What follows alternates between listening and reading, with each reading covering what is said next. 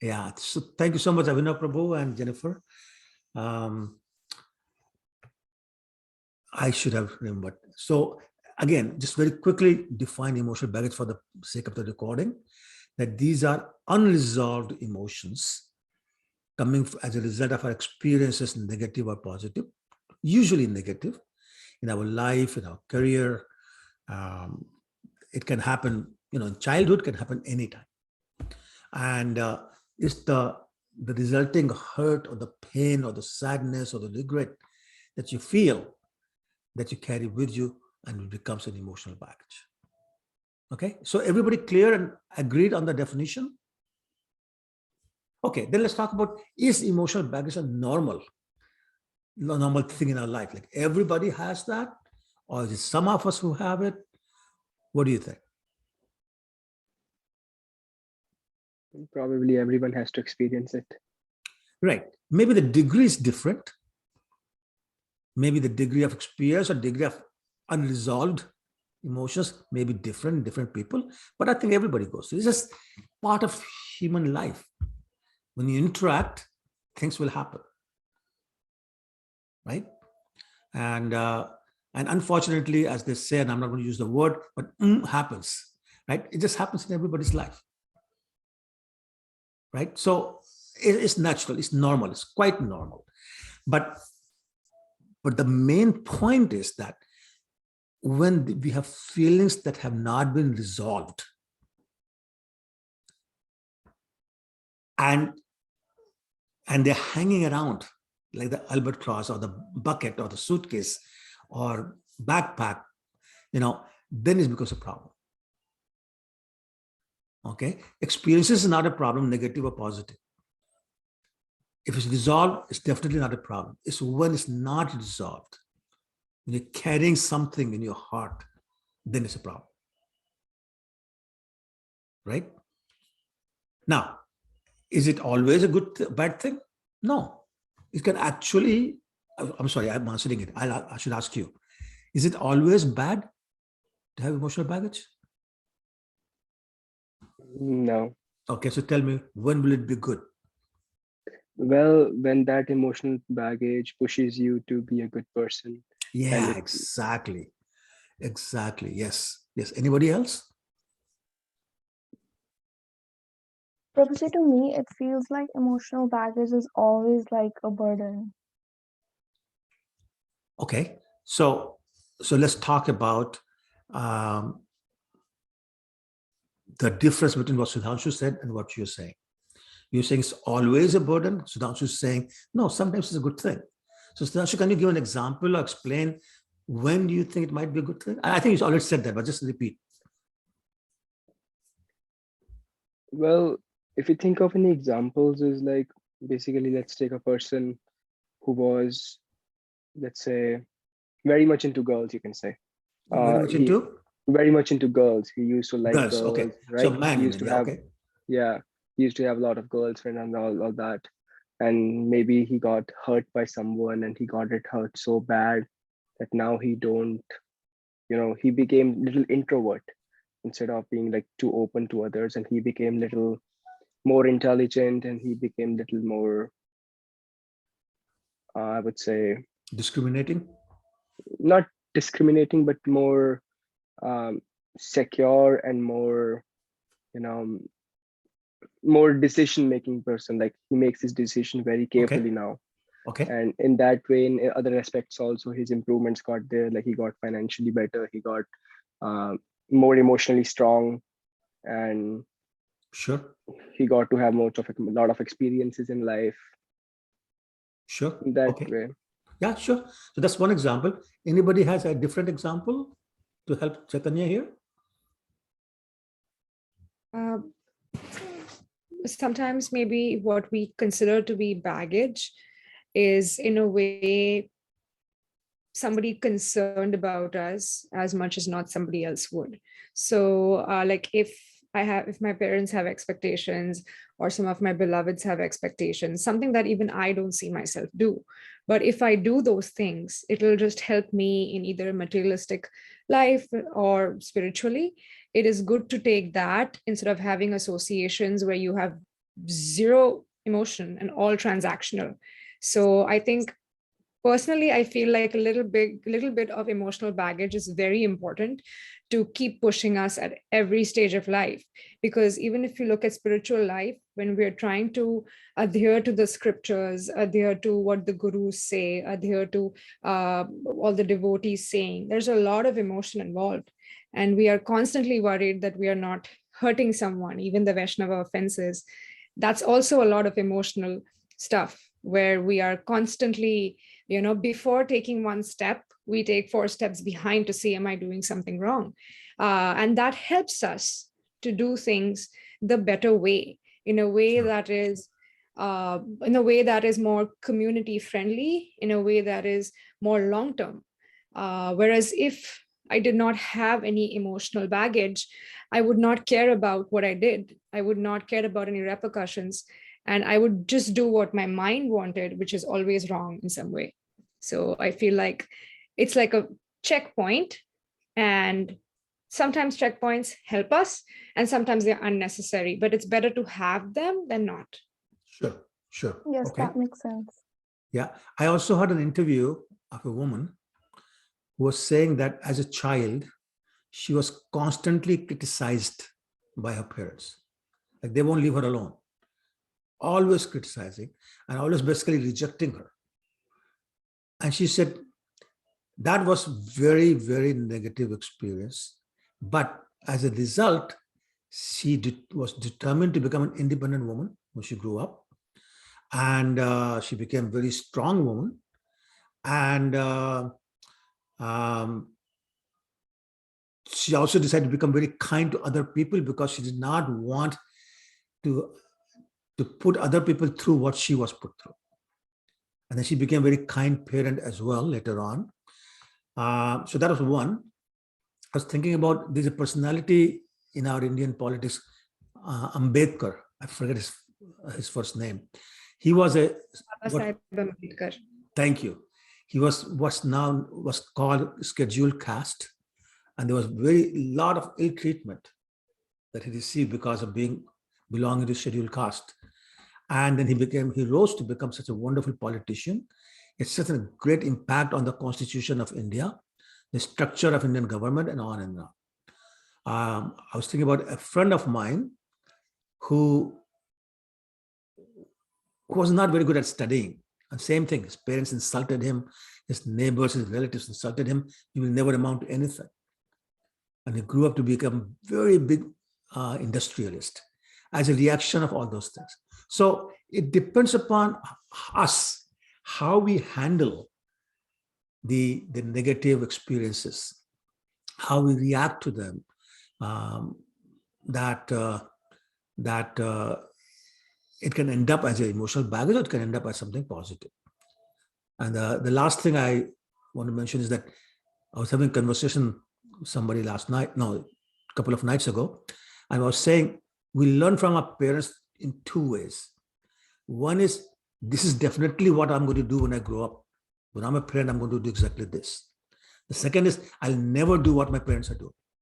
I'll never treat my children like this. So either way, if you take it as a learning, it can become a positive experience. So, I mean, it's up to us. That's basically the point. It's up to us how we want to handle this. Chaitanya, does that make sense? Yes, Prabhuji, it does.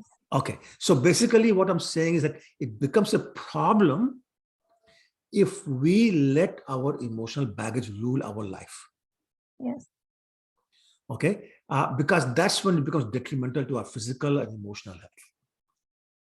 But if we ride it in that I'm going to learn lessons and improve my life because of that, then it's a good thing. Then you say, thank God that happened. A lot of very rich people tell you, thank God they were poor in their childhood. And they determined that they were going to do this and that, and look where they are. Okay. Next question I have is emotional baggage unique to each person? Maybe I should say the type or the form of emotional baggage that they carry. Is it unique to each person, or is it everybody's got the same thing? It's unique. It's unique, okay? In what ways? Well, someone can have a different experience, someone can have a different experience. True, true. Okay, what else? Anything else? I think even when some people have same experiences, let's say someone lost their job or someone else has well lost their job, it's just the way that person, like what, like their values and Mhm. like their mindset, the way they take that, and then the way they, Sure. move forward. Because one person, two people, if they lost their jobs, one person can be crying and not doing anything about it, while other is of course upset, but they are already, talking to people, getting their resume in Yes. place, taking the right steps. Yes, agree. Anybody else? Yeah, sometimes it's the opposite of just what your mindset is. So, like, if I have too many candies and I don't like candies, it'll be like, why do I have so many candies? But if I like candies and I don't have, it'll be like, why don't I have more candies? Sure. So, someone's emotional baggage is someone's yearning. Like, some people have an issue with having too many friends, whereas some are like, I don't have any. Or sometimes it's like, I'm doing so well in spiritual life. And sometimes it's like, well, I don't want to. I want to do well in materialistic life, things like that. Yes. So it basically, it's always the opposite of what we want, kind of what we have in its own way. Sure, Right. sure. So yeah, I mean, you're right. It's unique. It can be unique in terms of the intensity the person feels. As Twinkle was saying, different people feel different level of intensity, sometimes the opposite actually. And it's unique in how they handle it. Everybody handles it differently. Same emotional baggage, or they react to it, which was Twinkle's point also, how we react to this emotional baggage. And also then the experience of the situation, the specific experience or situation can be unique to each person. So yes, it is unique. However, there are some common causes, like majority of the people you can put in those categories that this is what caused the emotional baggage. So for example, just to help you, somebody may have unexpressed or unresolved feelings of hurt towards loved ones, like, a romantic partner or a spouse or friends or colleagues, depending upon what they have done. Or it could be an anger about situations where they didn't speak up or felt that they were not going to be allowed to, or they couldn't speak up. Or it could be regret about missing an opportunity or making a mistake or losing a relationship, or a grief about a loss of someone dear, parent, or romantic partner, or friend, or sometimes even a pet. So my point is, there's some very common reasons, and you could say that 80% of the people will fall into one or all of the four categories that I talked about. They have a feeling hurt for some reason, they're feeling anger for some reason, they have some regret about for some reason, or they're feeling grief. And we'll talk about other forms of emotional baggage also later on, but these are probably the most common ones. I would say 80% of the people will be covered by those. Okay, any comments? Okay, then let's talk about, well, what if we just ignored it? If we didn't do anything about the emotional baggage we are carrying, so what will happen? What's the harm that the emotional baggage can do to us if we don't handle it? It escalates exponentially. So you Mhm. feel it hurts you and starts affecting you in everything. Yep. Anyone else? Prabhu, it might cause someone to take like an extra birth to resolve those conflicts. Sure, that's true. Yes, that's the Krishna conscious perspective. Absolutely right. And actually, I'm thinking about, I always get confused. Ambika, and Amba. One of them who lost her would-be husband, and Bhishma rejected her, And she took 3 births and then came as Shikhandi to take her revenge. So absolutely, Abhinav, you're right. Amba, okay, thank you. Yeah, so absolutely right. Anything else? It could also generate similar feelings that that other person had in you, but towards someone else. Because in a way, like if I have an unresolved matter and someone's told me something that's hurt me or creating anger, it kind of opens my mind to a portal where I find a reason every time that happens. So in a way, you become open to more wounds in that category. Sure. And I start seeing the world in a way where everybody is hurting me, or everybody is getting angry, or everybody is this thing, like just constantly torturing me. It's Because almost all like of a it, paranoia. yeah, all like you start victimizing yourself to Correct. such an Correct. extent that you feel good can never come your way.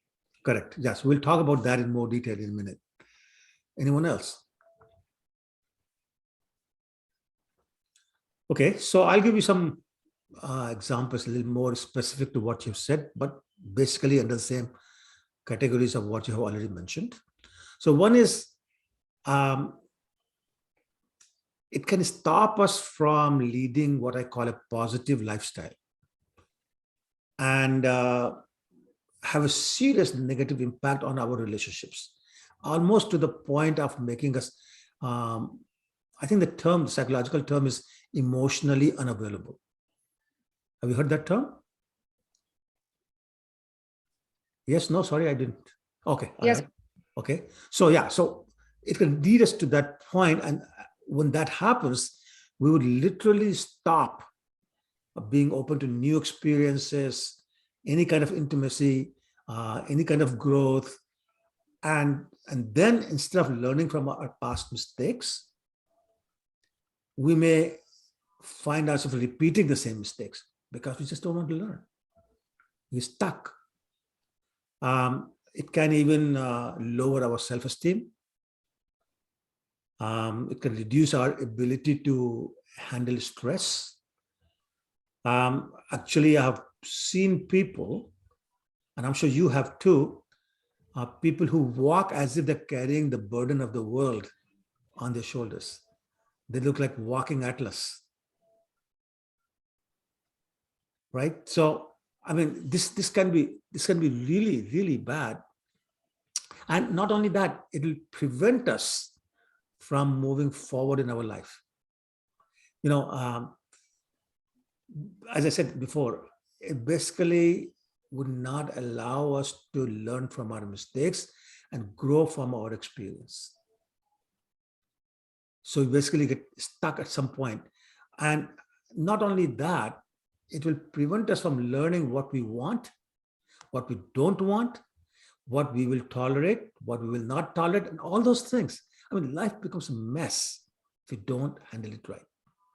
It will affect our mental and physical well-being. It may lead to depression, it may lead to anxiety, it may lead to, angry outbursts. I mean, even suicidal thoughts. So this can become serious if we don't handle it. And basically, it will hamper our ability to be happy. And I'm sure you've met people who never look happy. Like on the happiest of occasions, they find a reason to cry. Or they become so analytical that almost becomes impossible to give them a compliment even. And I'll give you an example.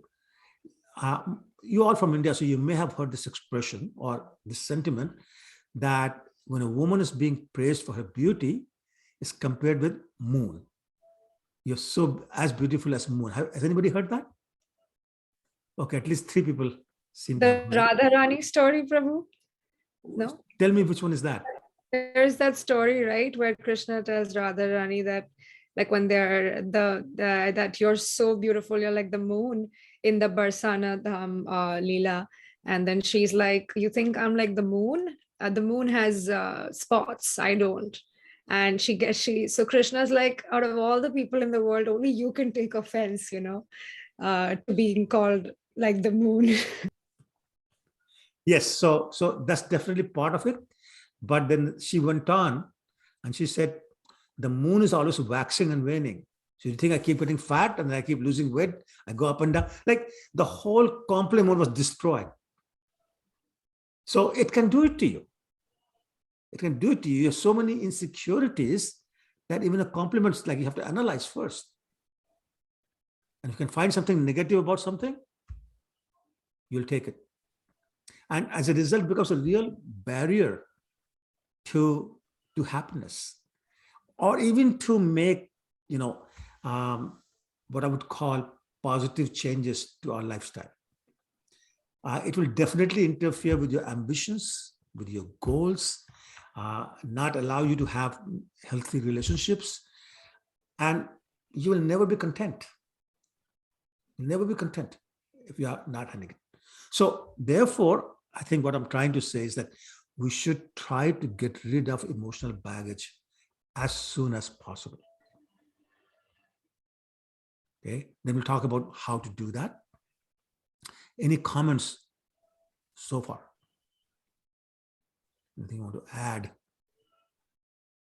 Prabhu, yesterday Ananda Gopal Das Prabhu gave us a regular class, and there was this beautiful verse. Mine, just forgive me please for how I'll say it. That's okay. But it's the Bhagavad Gita chapter 6:30.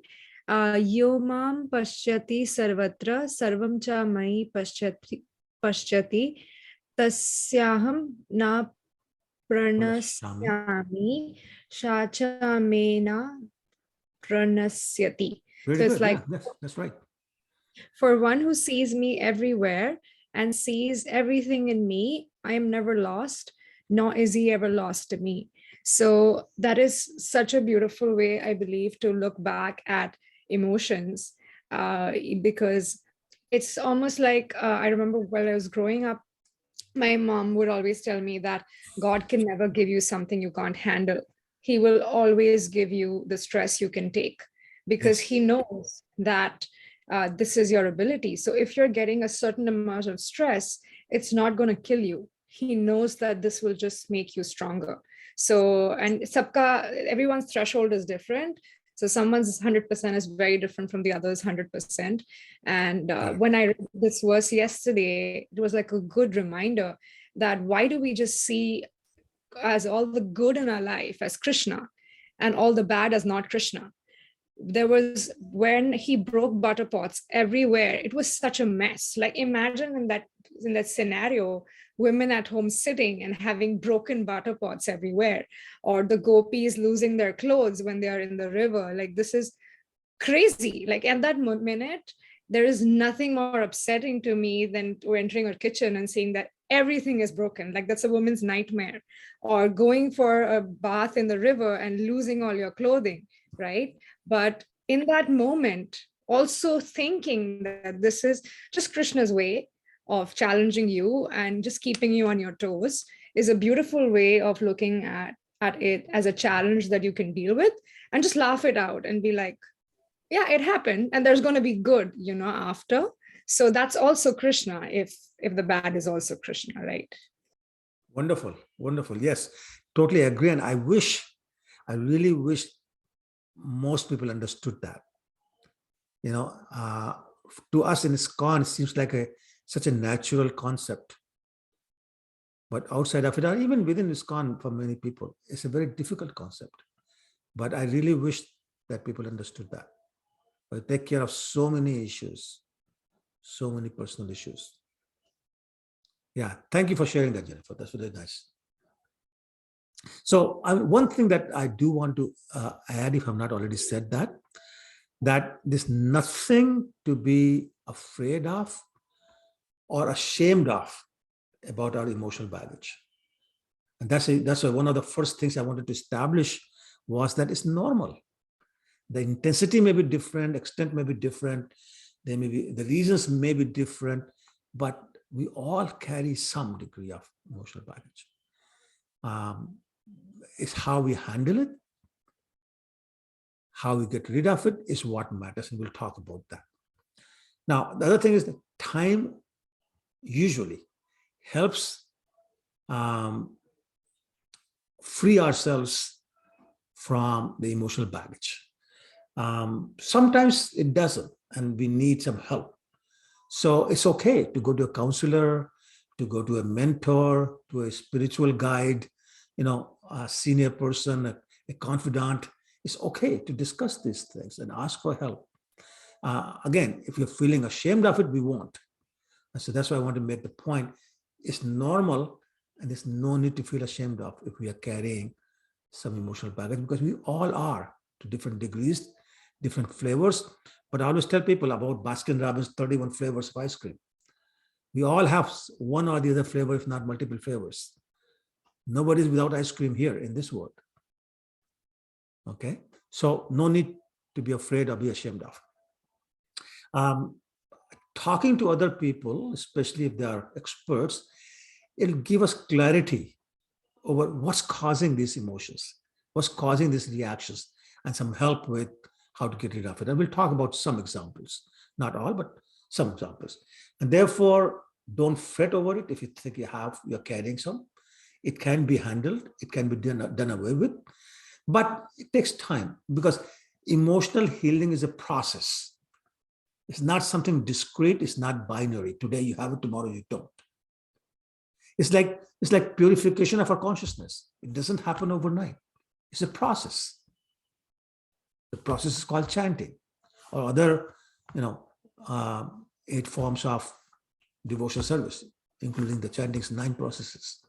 So there's a verse in Nectar of Instruction that says, Utsahat nischayat dhairyat tat kam pravartanat. It basically means that to increase our devotional service, we should have enthusiasm and eagerness. We should have determination. But above all, we should have patience. Those same 3 things are required for emotional healing to take place. We should be eager and enthusiastic about getting rid of it. We should be determined to get rid of it. But we should also have patience. It won't happen in 2 days or 3 days. It can take time. But then, look at Srila Prabhupada. Totally different context, but it was a year or more before he got any kind of footing on his journey to establish Krishna consciousness in the world. It's a long time. And then how many years of preparation before he came to America? So patience is required. So don't give up hope. Don't get impatient, but work on it. Okay? Sometimes you may find that you are not even aware of what emotional baggage you're carrying until you make the same mistakes many, many times. Then one day the light bulb goes on and say, wait a minute, there's a problem here. And they try to identify, we'll talk about that. But that is one of the main purposes of our discussion tonight. That we want to make sure that at least we are in a position to recognize what kind of emotional baggage we are carrying, what perhaps caused it, and then how to get rid of it. Okay? Does that make sense? Because otherwise, the life will continue to become more and more difficult for us. And then one day, in the hard and roundabout way, we'll come to the same realization that we're saying, let's become aware of these things with deliberate attempt to do that. Then it'll be faster. Okay? So again, patience is required for emotional healing. Can't speed up the process, but the certain things we can do that we'll talk about that will help us get where we want to. And one of the first things, excuse me, as I speak about not be afraid of, not be ashamed of, not fret over it, is that the only way to deal with emotional baggage is to face it head on. Once you have recognized that there's a problem, face it head on. Because otherwise, you have to understand that carrying emotional baggage is heavy work. And it's draining. It's not, one of those things, who cares? No, because it's happening to you. So you care. And it's happening in all aspects of our life, typically. And we talked about, it will stop us from being really happy. So therefore, or maybe I should say, there is no choice. That's perhaps the only way to get started on getting rid of our emotional baggage, is to face it. Okay. Now, I think it's recognized, generally speaking, that it is terrifying, or can be terrifying, to face our, if I can use the expression, worst demons. But it can be that, emotional baggage can turn into that, depending upon to what degree we have allowed this to rule our life. How long has it been going on, and how deeply rooted it is, and how you're reacting to it. It can feel like a demon. So we have to, as terrifying as it might be, we have to face it. The other problem is that as you, how to say it, unpack your deepest wounds, it starts to feel very vulnerable, and nobody likes to feel vulnerable. But again, it's a helpful thing. It might be easier to ignore them and keep it in the back burner all our life. But if you want to be really happy, if you want to be moving forward, and all the other things we talked about, we want to be, feel the love of people or love people, then we need to unload our emotional baggage. In other words, what I'm really trying to say is, it's not a choice. We have to unload this extra baggage we are carrying. Okay, does that make sense, or would you like to argue about that or against that? Yes, Prabhu, Prabhuji, it definitely makes sense. Okay, Chaitanya, thank you. Jennifer? Prabhu, we had the youth meeting in May, that full GBC youth meeting. And over there, one of the topics that was discussed, or one of the problem areas that was identified, was emotional baggage of elders, like the ones who are not receiving that care in the Vaishnava community in general, and also the same kind of emotional care support needed for the youth, because there are a lot of things that are expected of the youth, and there's this burden of trying to do things the right way, but somehow we are not used to doing it. And there was, at the end, there was no clarity that came out of it, but we were like, okay, we'll keep talking about this next year again. That was the thing. But Prabhu, sometimes I feel like in this, we've created this safe space in this class and things like that. But even though that is there, it's very important for me as an individual to be open to talk, because we might have all the care and all the support that is there. But if we are not willing to open up and really show our demons, and there's nothing wrong, like we are all made of anger, lust, greed, and all of that, right?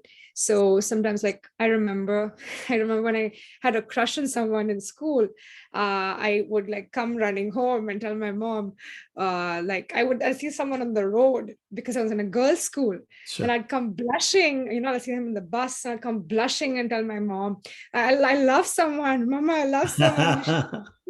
Yes. She'd be like, I remember the first time she slapped me. And then I got scared, and she's like, where are you meeting this guy? So I said, I see him on the bus every day. Like our buses would cross just for a second. That's it. But for me, that was like really beautiful. So, and then again, like 2-3 times I started telling her. And then I went to my dad one day, and I'm like, this woman keeps slapping me every time I say that I like This him. woman. Right. Yeah, because I was in a very English school, right? And my mom would always say, she'd call me characterless. She would say, we've never had any girl who's born in our home who's like you. This is the end of my family. If only, like my mother would hear this, that you're talking like this to me. And this was like school days, right? So 9th, 10th standard. And I was in a girls' school. So she was like, we put you in a girls' school so that you do not get spoiled. And now you're seeing boys in the bus and all that. She used to say some weird stuff. So I said, Mama, I'm just coming and telling you he's a nice guy because I see him in the bus. What am I going to do from one bus to the other? So, and I'm like, he doesn't probably even see me. So then I kind of realized later that she was afraid because she had these Yes. demons in her, because she never spoke to anyone Correct. if she wanted to, because her father said that was bad. Correct. So I told her that my father said this is okay. So what is your problem? Like, why are you coming in this equation? And she's like, no, but my father said this was wrong. And I'm like, yeah, that is why you still live with it.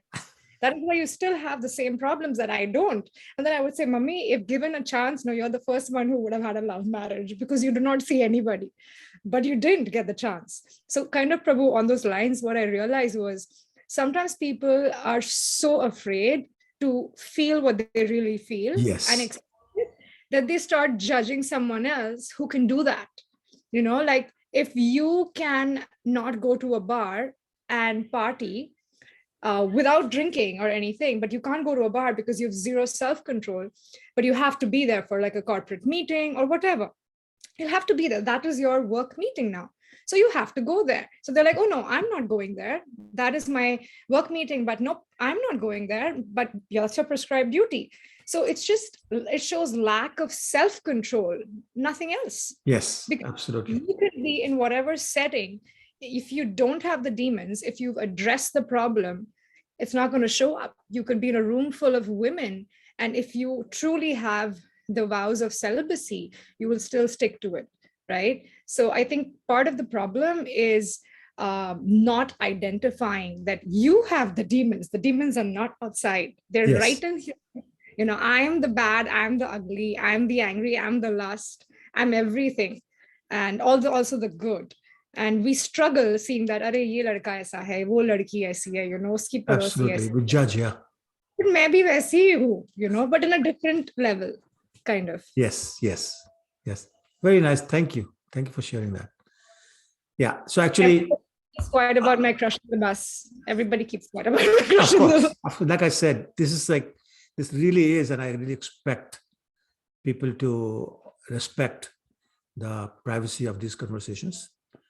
And our conversations here are done in an open way, not to be made fun of or laughed at or shared with anybody outside. So we need to have that confidence. Otherwise, these meetings will not work.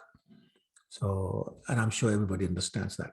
And You can laugh at my story, guys. It's okay. And you can even tell it to 10 people. No problem. No, but still, I think the principle needs to be maintained. So, but I appreciate you sharing that. So we were saying that we have to unload this emotional baggage, and I think this is coming close to what the point that Jennifer was making. But before we can unload, we have to look at our past. What's our cultural background? What's our social background? What's our own personal experience, etc., and determine why we are the way we are. That's very important. And really, Jennifer's example illustrates that point. That we have, before we do anything, we have to understand who we are. Why are we who we are? Why are we the way we are? And then we need to accept responsibility for any mistakes we may have made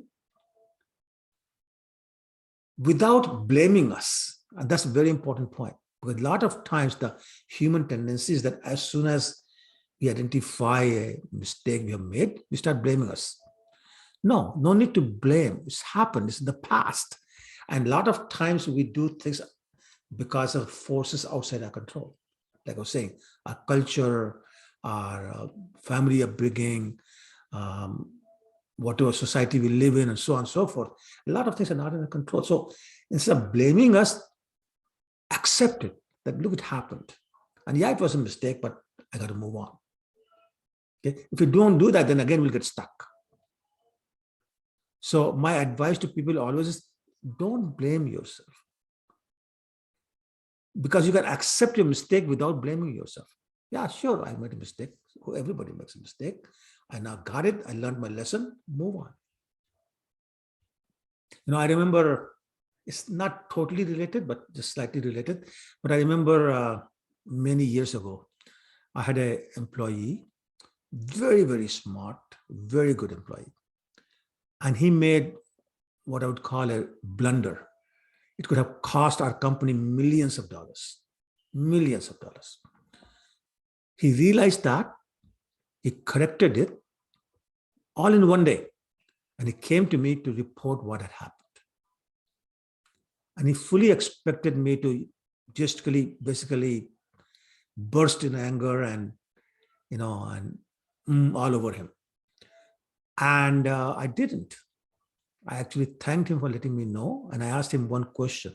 So do you know how you would avoid doing this again? And what the right action is? I said, yes, not only that, I've already done all that. So I said, great. I shook his hand. And he said, wait a minute, what? You're not going to yell at me? You're not going to, no punishment here? I said, no. Because what will I gain from punishing you for a mistake you already recognized, you already corrected, and you are not hiding it. You're telling your boss what has happened. So if anything, I have only good things to say to you. Bravo, do it again. And that's the point. We need to understand who we are. We need to understand where the other person is coming from.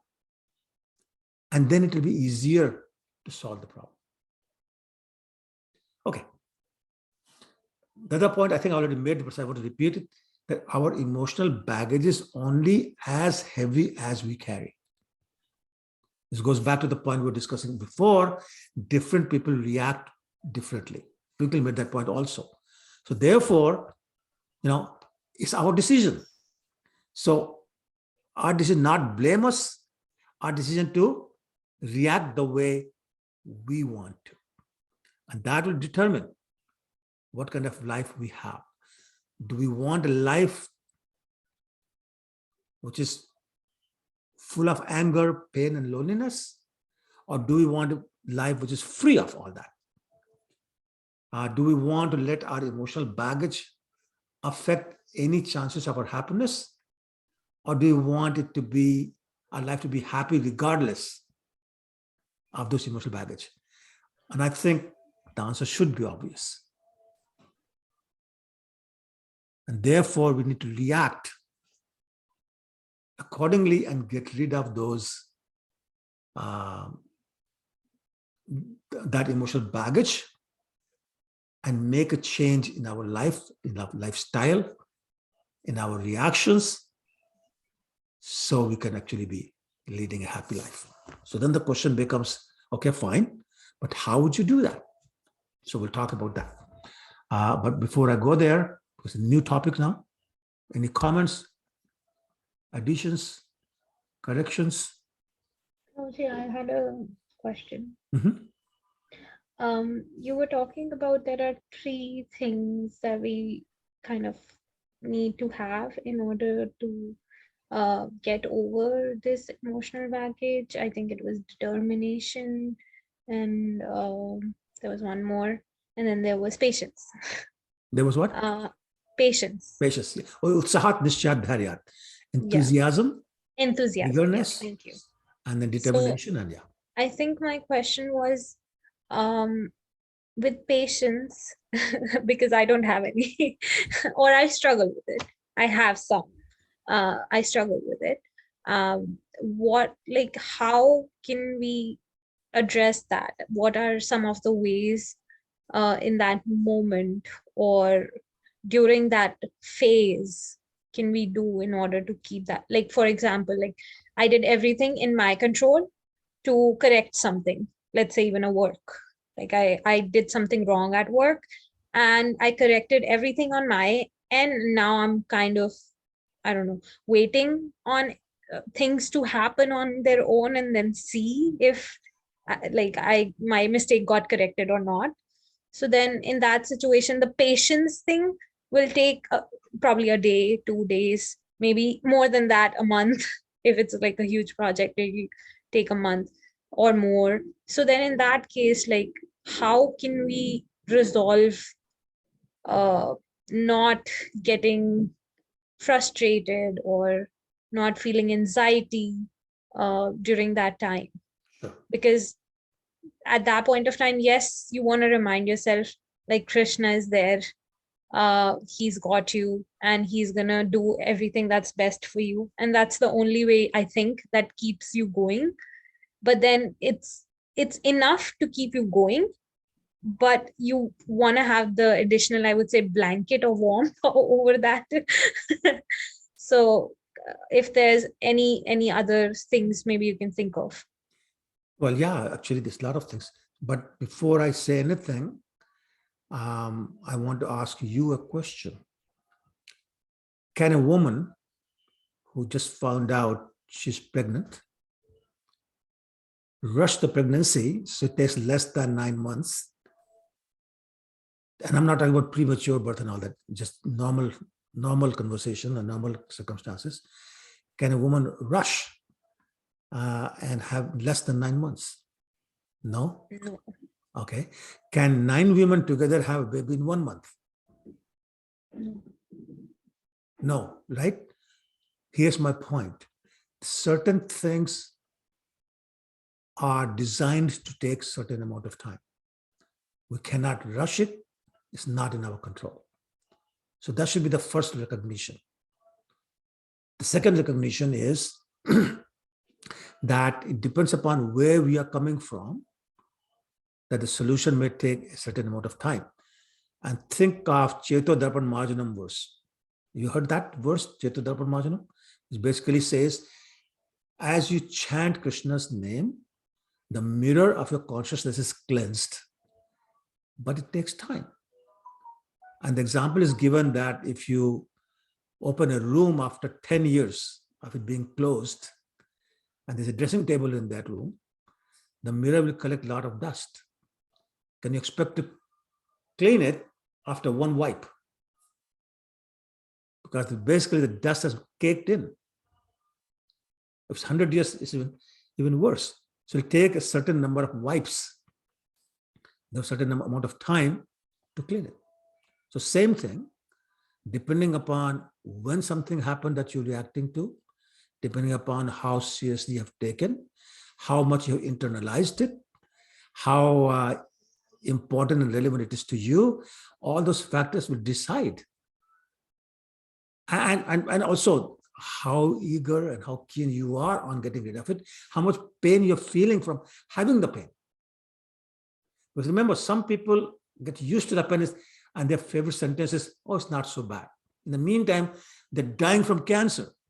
Oh, it's not so bad. So are you accepting the amount of pain? Again, only some of the things. If you work along those lines, then you'll conclude that I really can't rush it. It's not in my control. It will take as long as it takes. There's nothing you can do about this. Then the acceptance should come. Once the acceptance comes, the pain will be reduced, impatience will be gone, and it will become like, not quite, but almost like a normal life we are, as the example you gave. This project is going to take 10 months. You can put more resources on it, it will still take 10 months. It's like when you are building a house. Well, it's going to take a certain amount of time for the cement to dry. There's nothing you can do to rush it. And you better embed that in your project plan. But if you don't, your project plan will fail. Because the cement will not dry in 2 hours. It will take 3 days, depending upon the environment, might take even longer. Right? So it's just those kind of things that you have to, with a calm head, maybe with the help of somebody else, analyze, recognize, and realize, and then it becomes easy. Okay.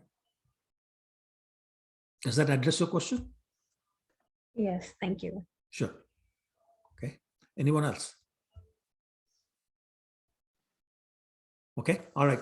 So what is it that we can do to handle emotional baggage and make a change in our life? So I'll again open it to you. What kind of things do you think will help handle your emotional baggage?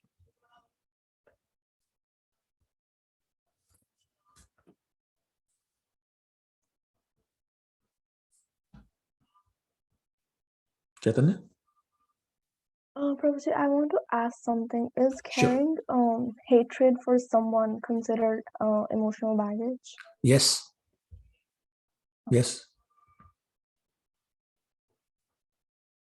Okay. All right. So let me get you started then, and maybe it will trigger some ideas in your mind as to how to get rid of the emotional baggage. Excuse me. So first thing to do is to pay attention to um, to those areas of your life which are not working the way you would like them to be working. So sit back and say, what is about my life? What are the areas in my life that I think need some improvement because I'm feeling this kind of pain or that kind of pain? So an example I can give you is that, let's say you were in a what you would call unfulfilling relationship. Okay. Or you have some health issues that you want to change, but you have not been able to change that over a year. So you say, okay, this is a painful situation. I want to pay some attention to this, and then you'd be able to move to the solutions and make a list of these things. Make a list of things that you want to change in your life. Prioritize them and start with the item on your top of your list. Once you have done that,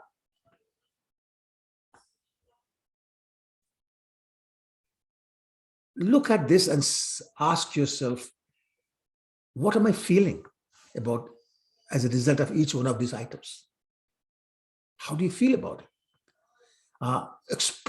Allow yourself to express your feelings. Because if we don't do that, moving on will be hard. Okay, if I say something you don't agree or have difficult understanding, just stop me. Did you want to share that with everyone, Twinkle? Or okay, that's fine. So ask yourself, allow yourself to express your feelings about those items on your list. Okay, and then go back to the point that I was making, the patience part. That whatever it is that you want to get done is not a what's the term? Switch on, switch off kind of situation. You don't get instant change. It's a process as opposed to a digital step. It's not a binary thing. Life, for the most part, is a process, and it's very much analog. Everyone understands the difference between analog and digital, right? Yes, no? Okay. So life is analog, not digital. It's not binary. And therefore, analog always is a continuum and takes time. But if you find that it's taking time to heal, don't equate that to a failure. It's acknowledge that that's how long it takes. And that's why I give you all those examples about the project and pregnancy and all those kind of things. There's nothing you can do to speed it up. So therefore, accept it. Okay. And by all means, don't be shy. Ask for help. It could be therapy sessions. It could be meeting your mentor, a senior disciple, senior devotee, I should say, or your parents or older relative, whomever you feel trusted. Discuss it. Ask for ideas on how to get rid of it. Ask for what steps you should take, and ask for help in taking those steps. Right? Once again, forget about being shy, forget about being ashamed, forget about hiding it, forget about putting it in the back burner. on the back burner. Accept it, move with it, right? Um, Outsiders can really be of help if they're the right kind, and you trust them. Sometimes you can even ask for reference, somebody, hey, somebody I can go to help for, things like that. But if you need help, then you need help. There's a lot of, yeah, Jennifer? Prabhu, once I remember, like we're always with so many friends that we don't really realize who's our friend and who's an acquaintance. So there's this mental health line that Canada has, and I was volunteering with them for some time. And I remember like using that. I also teach drama with some of my students at school. So we did this interesting task where we started writing suicide notes. Like we wrote a suicide note as a task, and because the students I work with are almost adults, so like 16, 7. And it was a very personal, discreet thing. Like all of us sat together like friends, and I was like, okay, guys, go ahead. Let's write a suicide note. Let's write things that we're going to write, thinking we're going to be dead tomorrow. And then we took those notes, like I made photocopies, and I asked everybody to highlight things in that note that they can still control. And some of the things were so silly, like my girlfriend ditched me and she went with somebody else, or someone's like, I'm too fat and I'm not able to control my weight, or someone's like, I don't have the perfect skin, and such things that you can really, really invest into. Some people had problems like, oh, I have autism, things like that, that you can't really control. But most of them were the changeable variables, right? You could change them. So from that conversation, I remembered my Catholic school upbringing, where we used to write our sins. We used to write down our sins every day. We used to write down, today I sinned because I wore a short skirt. And today I sinned because I put nail paint. Today I sinned because I left my hair open. And it was beautiful. Right now, I still do that, where I don't use the word sinned, but I write it down thinking that, did I do it because I wanted to outwardly gain attention, or did I do it because it helped me in doing something else that is very important? So like, usually we categorize that into 3 categories: things you should do that you're doing, things you should not, and the things that you should do that you're not doing at all. And a lot of people nowadays are talking about positive journaling early in the morning. Yes. And I go for these meetup groups, Prabhu, where you buddy up with someone you don't know. I went for this camping in summer for 10 days. We didn't exchange numbers or anything.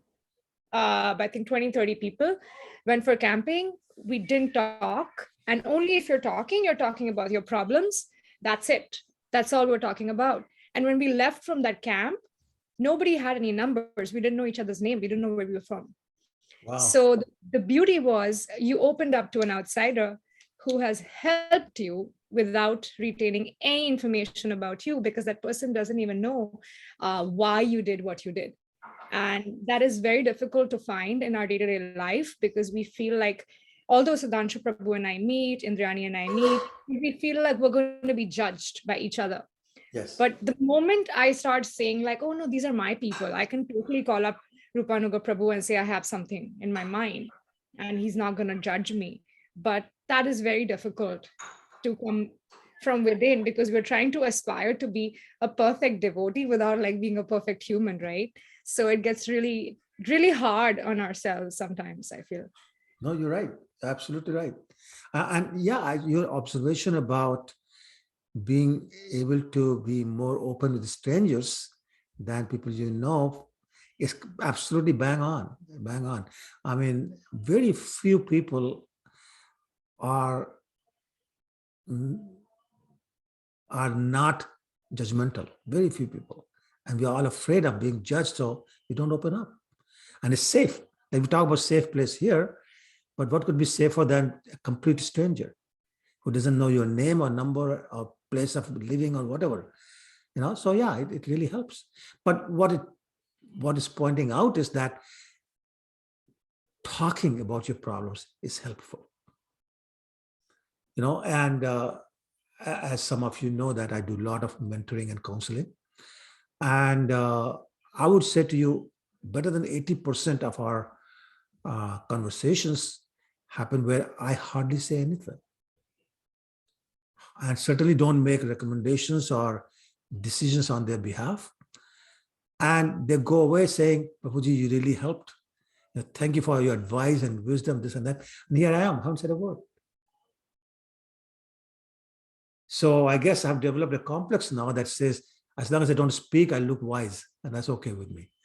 But I mean, it really works. People are not necessarily looking for advice. They're looking for an ear to talk to, a shoulder to lean on. It's like, Prabhu, when my mom calls me in the morning, every time she wakes up in the morning, she starts off like this. I'll be like, Mama, how are you? She'll say, I'm fine. God is great. Life is beautiful. Just a little bit of dishes are too much. Guests are coming today. Your dad doesn't help me at all. The maid is not coming. And the list goes on and on and on. And after she says everything, she's like, what am I doing talking to you? I have so much work. But anyway, I'm happy that you have the time to call me. Okay, we'll talk later. Bye. And then after she calls, I'll call her back. I'll be like, Mama, when can I call you? Oh, I'm very busy. I'll try to tell you when I'm free. And then I'll send her a text. She'll be replying nonstop. And then she'll say, thank you for trying to find the time for me. And then again, the same round, your father is this, he doesn't do any work, your father is that. And now the women, they find another woman to talk to, and they keep backbiting about their own husbands. But the best thing is the husbands can hear, and they just don't care. So it's so good. But I think that's beautiful because they're actually talking to someone who's sailing in the same boat. And when the husbands meet, they're like, these women don't understand. So it's like in life counseling, but in our generation, we are so locked and sealed, and we are trying to all the time be perfect, which we don't have to be. It's okay if you have these urges, which you should not have. It's okay to first get rid of the urge and then, go forward from there. But I think like our problem arises when we're trying to be very perfect. We don't have to be perfect. We just have to be simple. That's it, right? And own it up. So I appreciate you saying that, because I truly believe that the world's unhappiest people are those who are trying to be perfect. And happiest are those who accept their imperfections.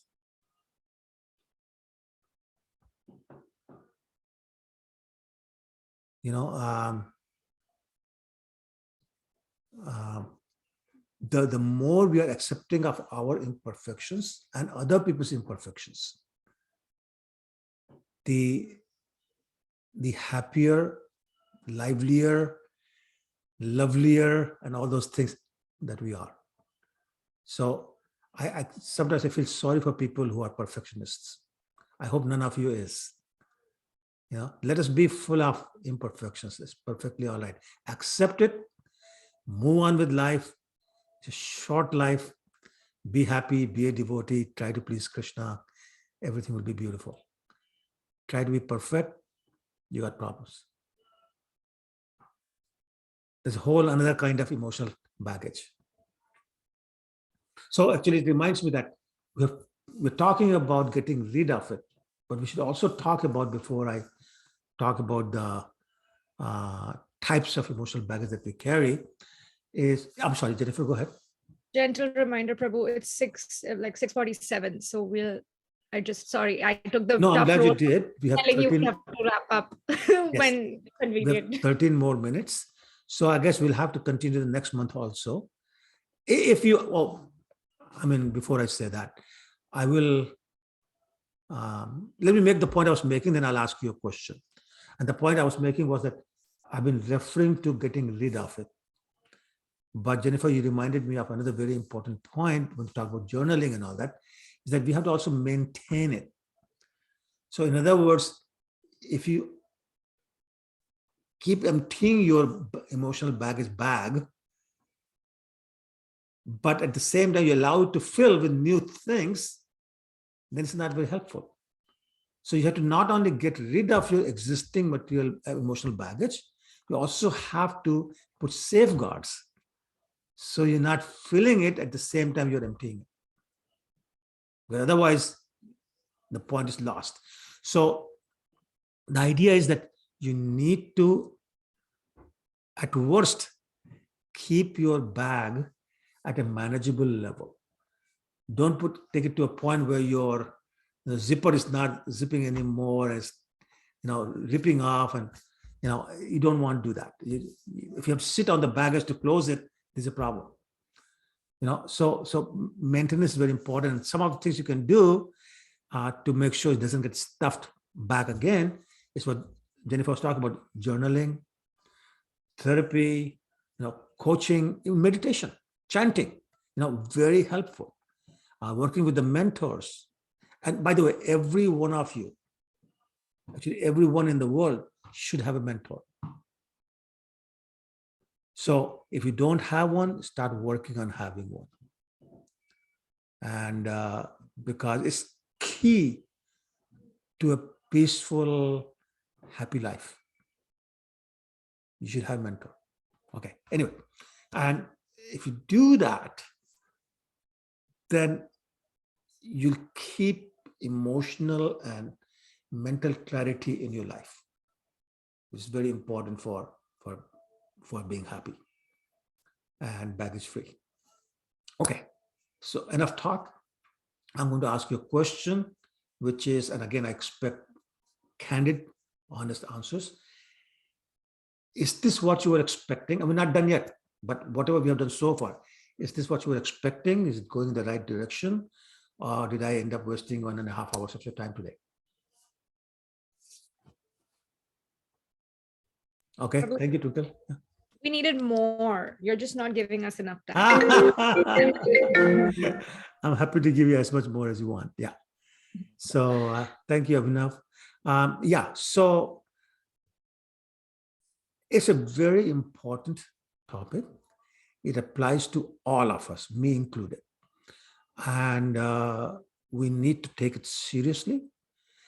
But when I say take it seriously, there's two ways of taking things seriously. You take it seriously, become upset and depressed. Or you take it seriously and solve it. So that's where I'm going. Take it seriously and solve it. So next session, we'll talk about the types of emotional baggage we carry and how to get rid of each one of them. Again, as I was doing my research, I found that we could go on for, next 10 meetings talking about this thing, because there's so many varieties, so many forms, so many types of emotional baggage. And each one of them requires a slightly different flavor of solution. And then I realized that talking about a solution is easy. But how do you implement a solution is not that easy. And that's when I realized that a lot of times I say things and I really don't know what that means, but I say it because it's everyday usage. And actually I have started, I started testing people to ask them to explain some of the very commonly used words or terms. And believe me, 80% of the people cannot explain it. They wave their hands this way and that way and all sorts of body language, but the words don't come out. So my point is that if we really want to do this right, and I'm not the right person to do this right, because as I said, I'm not an expert, I'm not a psychologist or a psychiatrist. So the idea is at least develop that awareness of how to know what type of emotional baggage we have and have a general idea of how to get rid of them and be convinced, utterly convinced that that we have no choice but to get rid of them. You want to have a happy, positive, good life going forward. Okay. Any comments?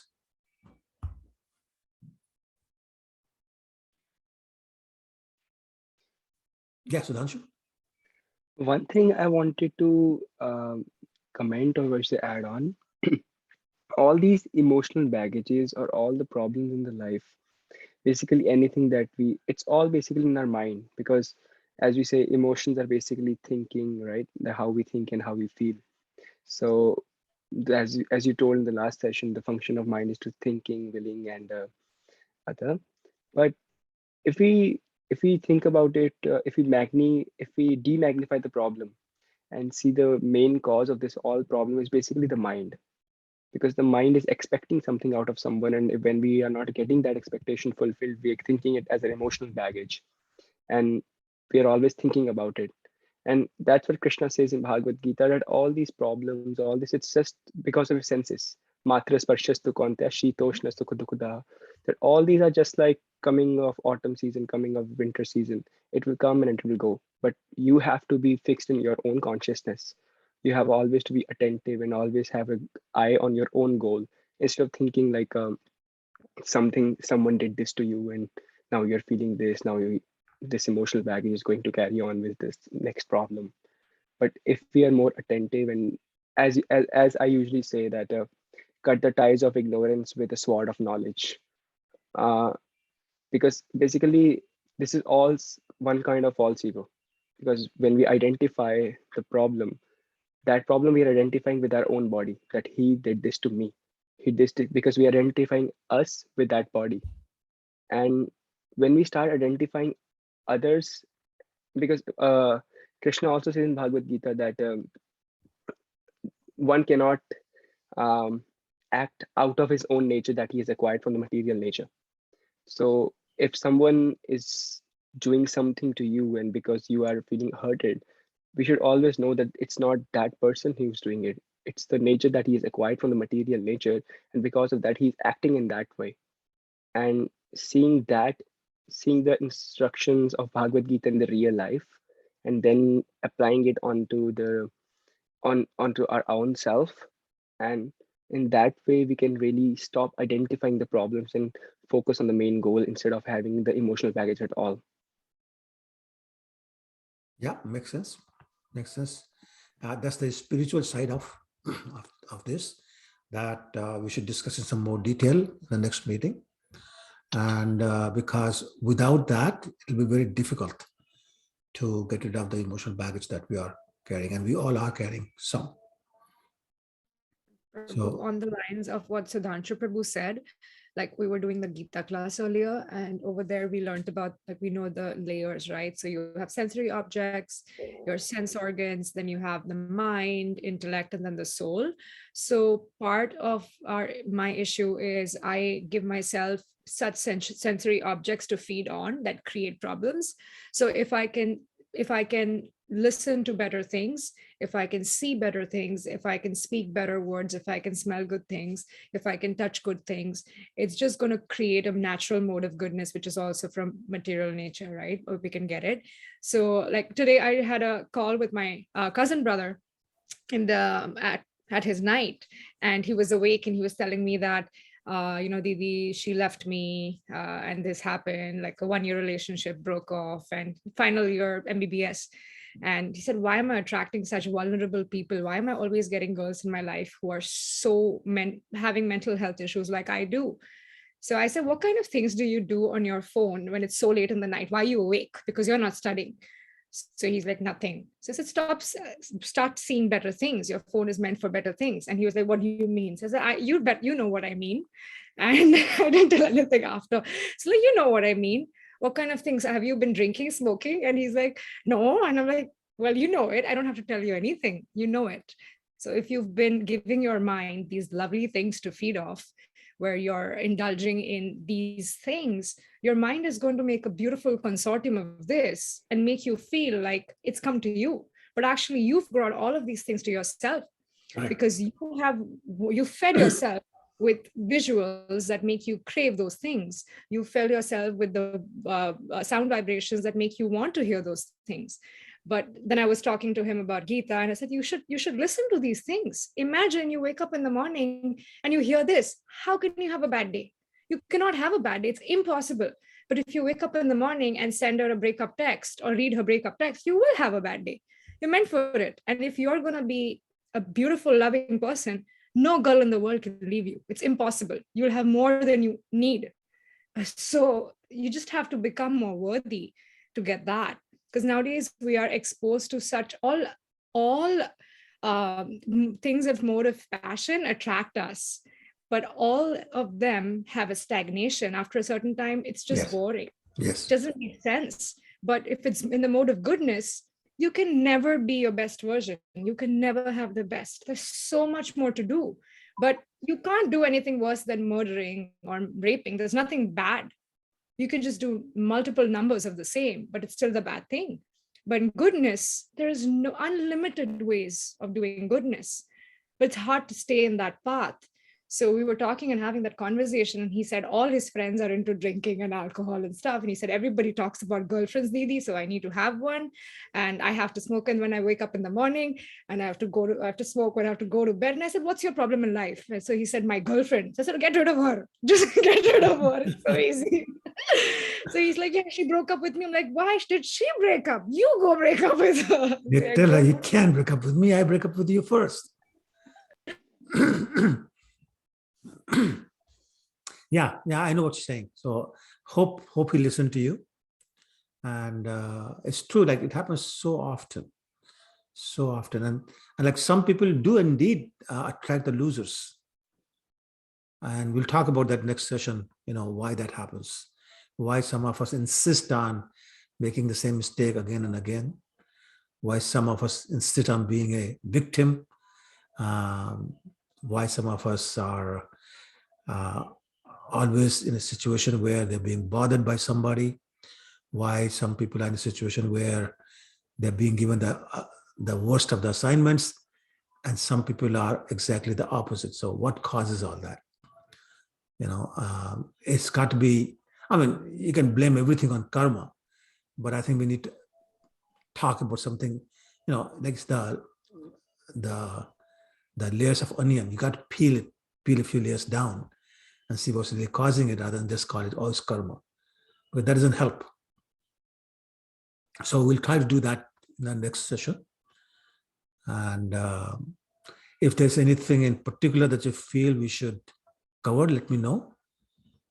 And so I can try to do some research. It's by the way, I really enjoyed doing the research. I spent a lot of time, but I really enjoyed it. This is very good. So I want to thank all of you for agreeing to discuss this topic. Very, very important. So practical, so personal, applies to all of us. So it's really good. Thank you, Prabhu. I Thank would you. never define emotional baggage as unresolved baggage if you would not tell that to us today. I did not know the proper way of describing it, Sure. but today it makes sense. It's just unresolved. At the moment it's resolved, it's not a baggage anymore. Correct. So that Correct. itself is really beautiful. Thank you. Thank you. Thank you. Okay. Anything else from anyone else? So I do need to ask the new girl, what's your thought, Isha? How you feel about this hour and a half that you spent with people from the other side of the world? I think most of the things that I heard in this class were like, okay, I had learned from experience, or because I've been in Australia for a while, I would say, and I learned. Sorry, Isha, sorry, Isha, there's an echo when you speak. Can you bring the really? phone a little closer? Okay. Thank It you. could be my laptop, because I'm not putting headphones on. That could be the reason that there is an echo. Are you still hearing that echo? I can hear you better now. Okay, yeah, that's cool. Sorry. So yeah, I was just saying it's really glad to see people are sharing their experiences, or giving their point of views. But yeah, I've sort of learned all these things, I would say, from my experiences, and it's really important, as you said, right? It's better not to, I don't say ignore, when you get a sort of feeling, but it's just sometimes it's good to be oblivious towards what's happening around. When literally it comes to, hating someone for what they have done to you, or liking someone because they are good to you. I'm not saying it's not good to hate or like someone, but it is good to be neutral to most of the people in your life, because that, then just you feel lightweight and you feel peaceful. So yeah, it was really, for all that to happen, you really need a lot of patience, and yeah. Besides that, it's more of in things that you experience, and of course, not everyone is, I would say, that lucky to learn from experiences, but like I'm or even to learn from classes, like this, because this is the very first time that I have attended, such class. So it was a really wonderful experience. So thank you so much, everyone, for Sure. making it. Thank you for sharing that. Appreciate that. Thank you so much. Appreciate that.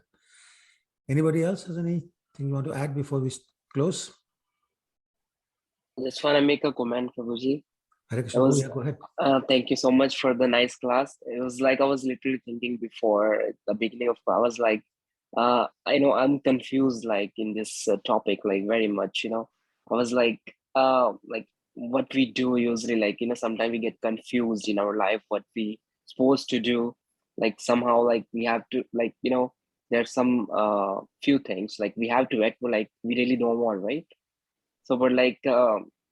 The way you explain is really helped me out, and it was like more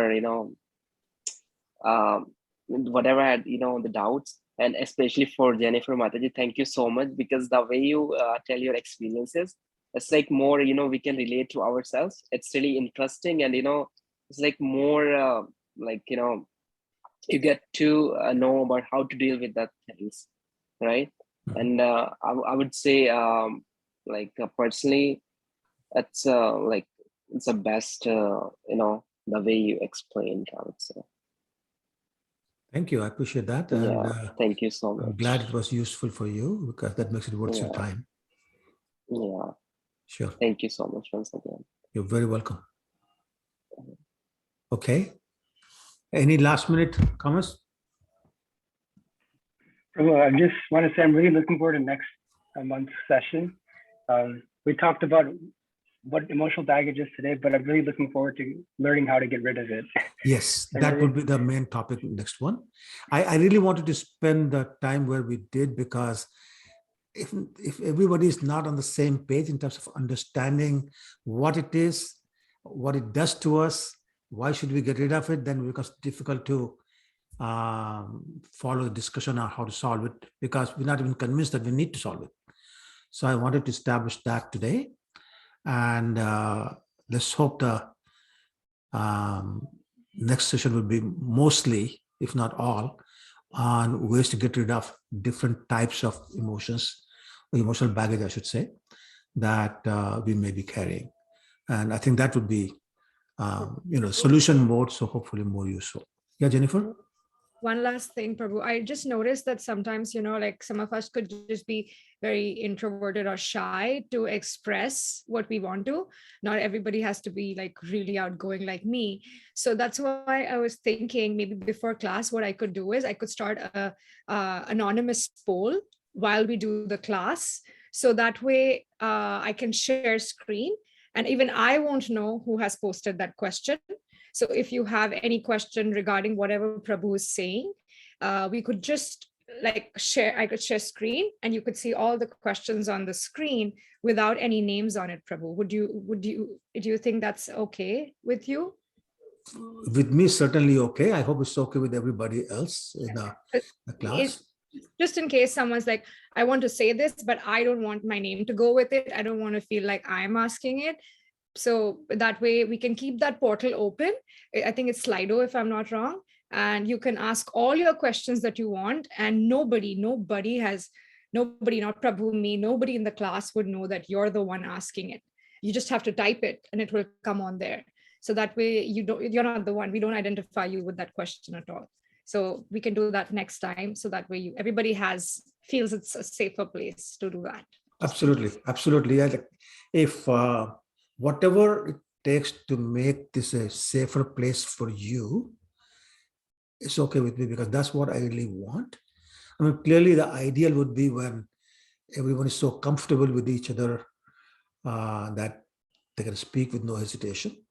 But if we're not there yet, that's fine. So let's just do what Jennifer's suggesting. I think it's a great idea. And see how it works. So is there for example, I'm thinking about subsequent questions or follow-up questions. Can somebody do that Yes. live? Yeah. Wonderful, wonderful. Okay, that's great. If you ask a question, like if I type that question on the screen and share screen, you could have live answers coming from everywhere without knowing who's typing it. Great. That's wonderful. To be honest And with you, we- I'm more We can interested. save all those answers. We can save your comments, and that could become a PDF at the end of it. So it's like almost where everybody's questions are there. And the funny thing is, it bolds repeated questions. So if Oh, you ask a certainly. question like, what is the most important thing in your life? And say two people say parents. So the parents becomes like the bigger piece, and it does an analysis that this is what the major opinion is. So it's not that only I think that now, even another person is feeling the same like I do. So it's when it's like for mental health programs and all, especially for drug abuse, we use that a lot with students so that they can talk about their drug addiction without coming out as a 14, 15-year-old talking about drugs. So yeah. Wonderful. That's great. That's great. Let's do that. Okay, super. So if there's no other questions or comments, we'll stop here. And I want to thank you again. And Vancha kalpatarubhyascha kripasindubhya evacha patitanam pavanebhyo vaishnavebhyo namo namah. Jai Srila Prabhupada ki jai. So hope to see all of you next month. By the way, I don't know if I would have offered it. If you feel you need to ask something before the next meeting, you all have my email address. I don't know if you all have my phone number also. If not, I can give it to you now. And what was I saying? Feel free to call. I may not always be able to respond right away, but I will definitely get back to you. And so use that facility. And I'm just going to type my cell phone number.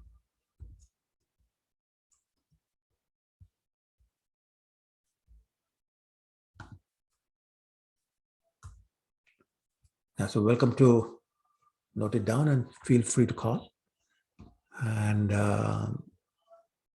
let's try to get to a place where we all feel safe in expressing our thoughts and sharing our heart. Okay. Hare Krishna. Hare Krishna. Hare Krishna. Have a wonderful month and Hare see. Krishna. Thank you so much. Thank you. Krishna, Prabhupada. Thank you Thank you so again. much. Hare Krishna, Prabhuji. Bye, Thank you. everyone. Yeah. Next time. Yes. Thank you. Thank you. Bye. Bye.